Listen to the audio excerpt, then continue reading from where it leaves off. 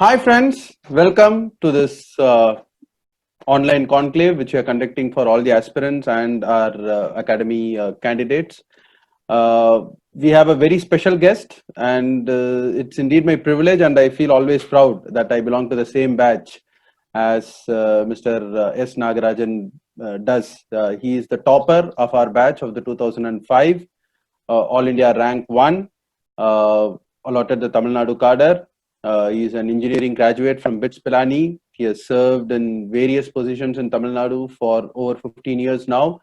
And he has also completed his master's in public administration from the Harvard Business School in USA. It's indeed a pleasure, Mr. Nagarajan, to welcome you for this. Thank you for sparing your time for this in the first place. Thank you, Ranga. It's a pleasure to see you again.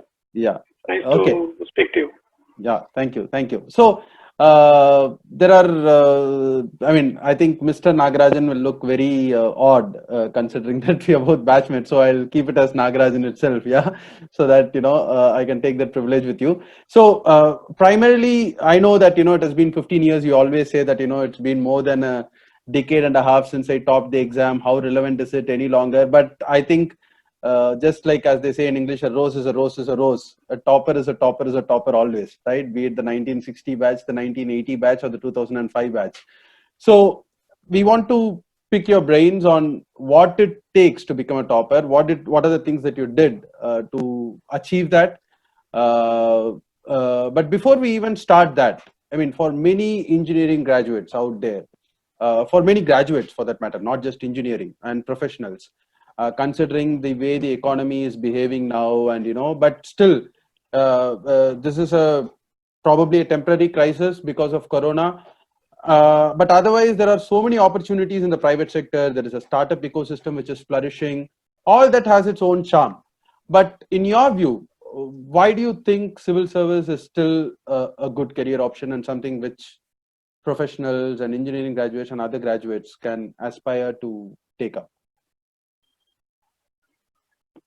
There are a variety of reasons that one chooses civil service, but I would say the topmost reason and the everlasting reason is that it is the career of public service in our country. Right. But in other countries, there are various channels for public service. Right. Like you can be in full-time politics, or you can be in an NGO, or you can do a variety of other things. Right. But in our current context, I think that the civil service is the direct access to serving for the public. Right. That is not to say that nobody else serves, or not to say that only civil servants other careers only civil servants do, but it's to only say that this gives you the maximum chance, and your full-time work is for and a permanent chance for close to 3 decades at least. Yeah, in that sense. Yeah. So that sounded more like an interview question which people ask. But coming back to the how you topped the exam, first and foremost, having written the exam myself also and having interacted with so many officers, I don't think you can top the exam by design, isn't it? You can always aspire to be a topper, but I don't think you can say that I will be number 1 rank in the UPSC and you can achieve it. But having said that, I'm sure there are some things which you need to do right to be not necessarily top number 1, but maybe in the top 10 or the top 20 or the top 50 ranks. So what do you think are the things based on your own experience that one should do to aspire to be a topper? Well, like you said, that nobody writes the exam to be anything other than the topper, that everybody aspires first to be the topper only. And the design of the exam is such that anybody who clears is actually a topper. Right. That when you are selecting maybe 1,000 people out of 1,000,000 people, right, each of them is a topper. So we are not, right. There is no real difference between rank number N and rank number M or any of that. And all people who are clearing prepare with the aim of topping the exam, so to speak, let's say the top 10 rank. And each of them is surprised when they actually get, maybe the first rank or the 10th rank or any of that. Yeah. So all of us are very surprised at getting that. And in terms of preparation, there are two parts to the thing, that there is an aspiration of being there right in the best rank, which comes from the second part of your preparation. That is, ultimately it is an exam which needs very careful strategy and careful preparation. So that is, to paraphrase the great people, that it is, instead of saying it is 1% inspiration and 99% perspiration, we could say that it is 1% the aspiration of topping and 99% the preparation that goes behind it. Absolutely. That's well put. So 1% aspiration and 99% preparation. So that 99% preparation, how did you do it? What do you think? And I know that, you were unlucky the first time. You scored 137th rank the second time and got into IRTS. Probably missed out by a whisker again in the third time, and in the final time you made it to the top. So there's a lot of perseverance which is attached to your success per se. So tell us about your journey through that period, so that people get inspired by it, and also what are the things that one should do during that preparation phase. Like you said, that I stumbled through 4 attempts to finally get into the IAS with this rank. And at that point of time, as we will both recollect, there were 2 options. So one had to study 2 different options and one more option for the prelims exam. Right. I had a very roundabout way of clearing the exam. I would say that I was not unlucky in the first attempt, as you said. So this exam is all about preparation. Right. But my view is that you can be unlucky to stay outside, that something went wrong in that one particular day and you could not do well in that given exam, that 2 hours of prelims or few hours of main exams. Right. But ultimately, good luck will not pull you in. Absolutely. It's not a lottery that you buy a ticket. It's not a lottery. Price. Yeah. Yes. Yes. So in terms of exam preparation, I can very confidently say that each attempt, the preparation was better than the preceding attempt. Right. That if it is not a question of unlucky in the first attempt and being very lucky in the final attempt, it was a question of having much more better preparation in the attempt that I cleared versus not so much good preparation in the first attempt. So, yeah, I understand. So, I mean, rather than taking you into the nitty-gritties of what you did in geography or what you did in sociology, because I think each one is different, but there are some common questions which aspirants have, which they would like to hear from a topper as to what are the approaches with regard to these things that we should do. First and foremost, how many hours of preparation? I know that number of hours is a very wrong metric. I always tell in my classes that you can be with the textbook for 10 full hours but daydreaming, but you can be effectively studying for 4-5 hours and you can do better, but still you cannot do it with just half an hour of preparation every day. So how many hours of preparation do you think one should have consistently for over a year for this exam? So you answered the question that it's surely not half an hour, it's surely not 12 hours. If it is, let me put it this way, that you live and breathe the preparation. Right. That if there are people who are preparing full time, there are, like me, like I did, there are people who are preparing in addition to their day jobs, like you did. Right. So in either case, that apart from your routine, right. If it is your job, there you have a routine. If you are studying for a degree, you have a routine. Right. If you weren't studying anything else, you still have a routine. Right. Apart from your routine, you spend all your time on this. Right. That there is the syllabus is humongously large. Right. Even after one optional is reduced, it has only been supplemented with more subjects in the general study. Correct. So these 7 papers, yes, need all your time, right. plus the prelims. Right. So if you split your day into chunks of time, right. Most of us found that there was not enough time to cover all 3 subjects parallelly in the day. Right. I know that is a roundabout answer, but it's only telling our younger friends, right, that you put your fullest into it every day. Absolutely, absolutely. So that's fine. Second is, I mean, do you had the practice of notes making? How much importance do you attach to notes making? What is your view on it? See, I had uh, by chance I had gone for coaching classes for all three of my final attempt subjects Right, at various points of time. right, So being sitting in a class, I had notes from the class. right, So I am not a person who would have made notes from textbooks. right, But textbook note making is somewhat different from a classroom note taking. right, And for each subject, so you have the syllabus, which is right. divided into chapters. Each chapter is further divided into small terms or small chunks of the syllabus. So for Absolutely. each of that, you have either your classroom notes Right, or your textbook notes. right, I had classroom notes for most of it. Then I right, had further condensed and made small abstract notes for all of it, right, so which helps in not only preparation, which helps at the revision stage, that you will be right. able to, even if you had classroom notes, you will not be able to go through the entire notes just for revision. Absolutely. I had various pyramid of notes, so to speak. Okay, okay. So some detailed notes and then some condensed notes which you will be able to revise before the exam day, so to Correct. speak. Right, right, right. So, I mean, my next question was something which you have told as an answer to the previous question. So, classrooms, right? So, I mean, we are part of an academy who train aspirants, but I was someone who did not attend any coaching class but prepared on my own. So, I don't think there is one right answer. But in your view, considering the vastness of the syllabus, uh, what do you think are I mean, do you think training, formal coaching in whatever form is something which will benefit, or do you think it can be self-preparation? It is for the student to think whether they can take the maximum benefit from the coaching.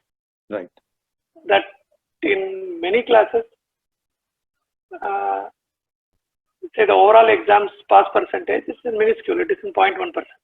right, There may be classes where the pass percentage is certainly good, right. which only shows that the class is not a magic capsule. It Absolutely. is a part of the puzzle of preparation. That if the Right, student can take value from the class, definitely they should go. right. Absolutely. And any because I think you have been to the interview thrice, if I'm not wrong. Yeah, Four times, four times. four times, all the four times you were to the interview. So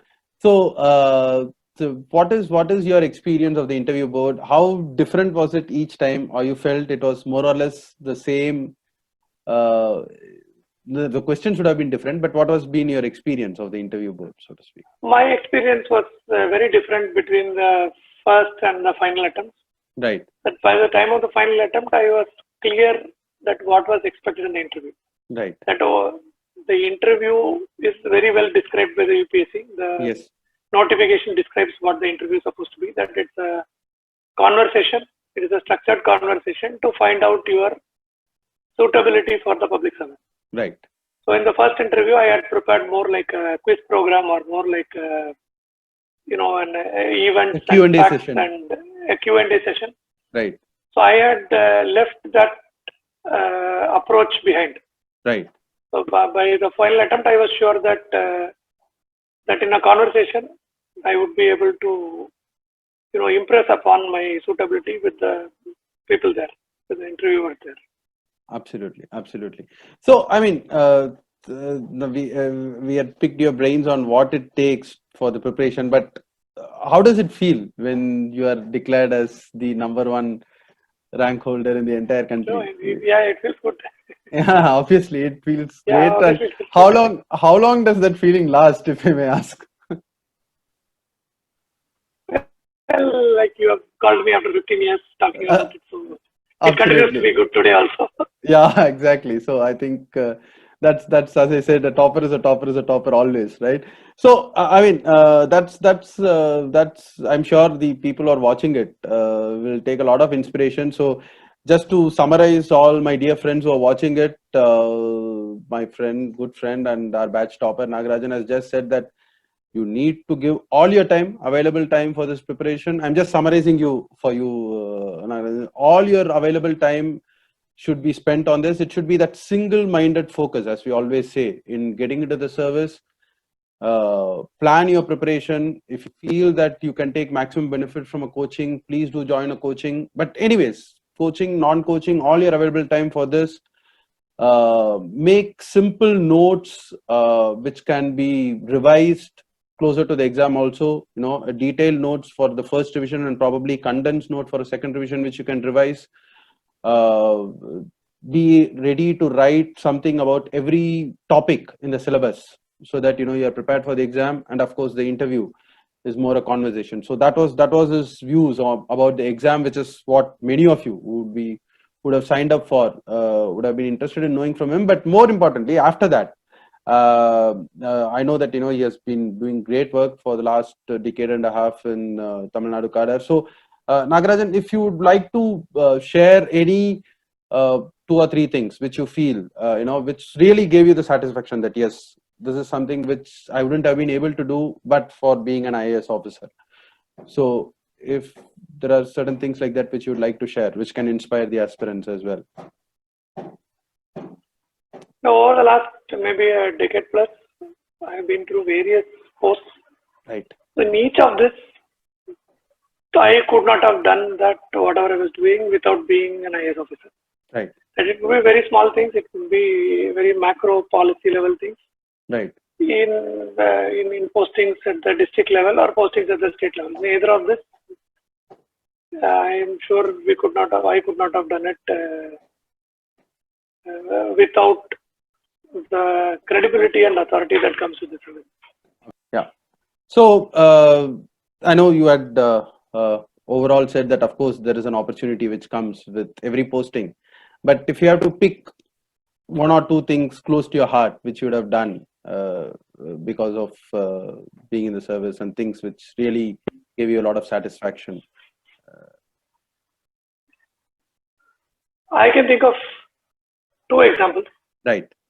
One is where you cannot do without being member of the service and without being part of the administrative system. The second example where any of us could do with the sufficient motivation, but where being inside the bureaucracy with authority helps. Right. So the first case, a few years back, I was working as the director of e-governance in our state. Right. Where I had a good opportunity to automate various processes. Okay. For example, the land record, right, or the certificates that exam people who are writing the exam will know about community certificates and income certificates and all these things. Absolutely. All of this we were able to convert completely into an online process. Right. That instead of paper certificate that you go and get from an office, you could apply from an internet kiosk. Right. You get a printout right there, maybe after a few days. So this was, a system improvement which saves the time and effort of lakhs of people, particularly students who are going to get the certificate. Okay. So this is the internal process change. Right. The second example I would think of is, so while working in the health department or earlier also as district collector, right, our team was able to rescue a lot of mentally ill people who are homeless, who are living on the roads. Okay. So this is a common sight in our cities. Absolutely. Because there are committed individuals who are working on this sector, who are able to rescue and treat and maybe reunite with their family, or right, hold them for a sustained period, rehabilitate them in whatever way possible. Right. But this work I was able to do as part of my professional duties also. Right. Because so I think we were able to act which requires magistrate. The earlier there was the Mental Health Act of 1987. Now the new act is there of 2018. Right. 2079. So in all this, there is a professional duty cast upon the district magistrate. Right. And working along with various civil society organizations, we were able to rescue hundreds of people from them. Right. Right. That was a very satisfying. Wonderful. Wonderful. I'm sure there are many more official, as part of your official duty. I know, you are part of the housing scheme during the previous regime. You're part of e-governance during the present regime. You're part of health department. You're now part of startup ecosystem. So I think the service gives you enormous opportunity. So now switching track, that was about some of your experience in the field. About higher studies, you are also someone who took a study leave and went to the Harvard and did your masters there, 2 full year masters course. So tell us about that experience. I mean, what prompted you to do it? Will you advise? I mean, of course, these are all aspirants. They need to first get into the service, but it's not every day that they will get a chance to get some inputs from you. So, will you advise them what is it like, and what are the key learnings or the the different learnings that you've learned from your Harvard experience? Well, I went to the Harvard Kennedy School of Government, Right. where students from across the world come for their degrees in public policy Hmm. or public administration. People Right. come mid-career, but Okay. it's not exactly the beginning of their career. There are students who come mid-career. People do PhD in public policy and So mid-career political from science. other countries also who are in governance, similar governance Yes, roles? Okay. not only from the bureaucracy, Right. people in a variety of public service. As we started the conversation, we were talking about this. Right. That public service is by a variety of actors, Right. one of which is bureaucracy. So all of them, congregate at the school Okay. to develop further. Okay. In that way, it is a very enriching experience that you learn about. There is something common with the entire world, Right. where we have our differences, Right. but the whole world is grappling with some common problems Right. that with public policy making and implementation are there is variety, but there is also some common problems that we also address. Right. Right. So and this will be a 2 year program. I mean, it's full 2 year course, and you will be. Did you get any scholarship to do it there, or does the government support? How does it work? The government supports for the mid-career programs. The government supports with a 1 year scholarship. Right. The government of India supports. There are programs where there are various other agencies. The universities themselves support. Okay. So for a member of the service, I think either in terms of getting an admission nor securing funding is not an issue. Neither of that is an issue. Okay. Okay. And how do you think this? I mean, of course. Anyways, so how do you? And it depends on the opportunity that you get on the field, and how to implement those the learnings from the course that you did. I think it'll vary from case to case, if I'm not wrong. It is. I would say that it is not an instrumental or a technical view. That Right. it is not that you learnt a certain type of surgery, Right. and only when you get that type of patient you can apply that surgery. It is not like that. Right. That it is more that your your outlook or your view undergoes very significant changes, and you are able to imbibe a certain way of thinking and some values. Absolutely. Absolutely. So, Nagarajan, it was indeed a pleasure discussing with you. But just to recap, I mean, in your views, something which, as a summary, you would like to tell the aspirants. We had discussed about your preparation, about being a topper, some of your experience in the field, your Harvard experience. But I know you're a man of few words. But if you would like to conclude by saying some few things that aspirants should keep in mind. To the aspirants, that there is no service in this country which gives so much satisfaction for a person interested in public service. Right. And it is a marathon, that the exam is designed in a very complicated way, Right. that you will need, amongst other, that you may be, intelligent and hardworking, but you will need to persevere. That whatever it takes, you will need to spend some time on the exam, and best of luck. Right. Okay. Yeah. So as you said, it's a 1 year exam cycle in itself, starting from the prelims till the interview. So, and if you're not lucky in the first attempt, then you may have to go through this entire cycle one more year. So I think there's a lot of perseverance that is required, and you are the best example that people could actually look up to for being perseverant and coming out of this exam in flying colors. So thank you once again, Nagarajan, for your time. I'm sure the aspirants would have found it extremely useful. Thank you. Thank you, Raga. Thank you.